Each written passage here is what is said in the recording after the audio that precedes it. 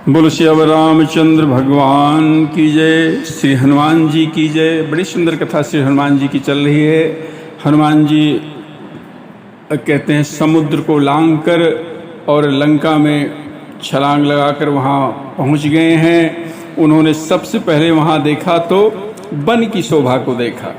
बड़ा सुंदर वन है वहाँ पर। और कहते हैं पक्षी पशुओं को देखा तो बड़े प्रसन्न हो गए। नाना तर फल फूल सुहाए, खग मृग वृंद देखी मन भाए। कहते हैं पशु पक्षियों को देखा तो बड़े प्रसन्न हो गए।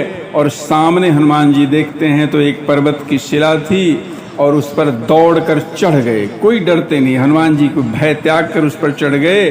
उमा न कछु कपि के अधिकाई, प्रभु प्रताप जो कालहि खाई।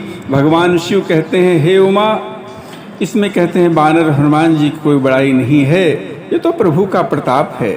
प्रभु का प्रताप जो है काल को भी खा सकता है। गिरि पर चढ़ी लंका तेहि देखी, कहीं न जाई अति दुर्ग बिसेखी। हनुमान जी उस पर्वत पर चढ़ गए और वहीं से लंका को देखा कि लंका का किला, अरे बहुत बड़ा किला है, उसका वर्णन नहीं हो सकता है। अति उतंग जल निधि चहु पासा, कनक कोट कर परम प्रकाशा। देखा कि वह बड़ा अत्यंत ऊंचा है, उसके चारों ओर समुद्र है, वो जो किला है परकोटा है और सोने के परकोटे हैं जो परम प्रकाश में हैं।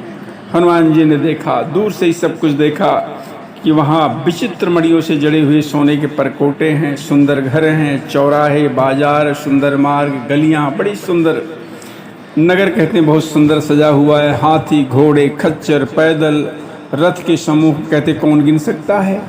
अनेक राक्षसों के दल हैं, अत्यंत बलवती सेना जिसका वर्णन नहीं हो सकता है। वन, उपवन, बागटिका, फुलवाड़ी, तालाब, कुएं, बावलियाँ सुशोभित हैं। इस प्रकार कहते हैं गोस्वामी जी लंका का शोभा का वर्णन कर रहे हैं, वहाँ क्या क्या है। बोलो श्री अब रामचंद्र भगवान की जय।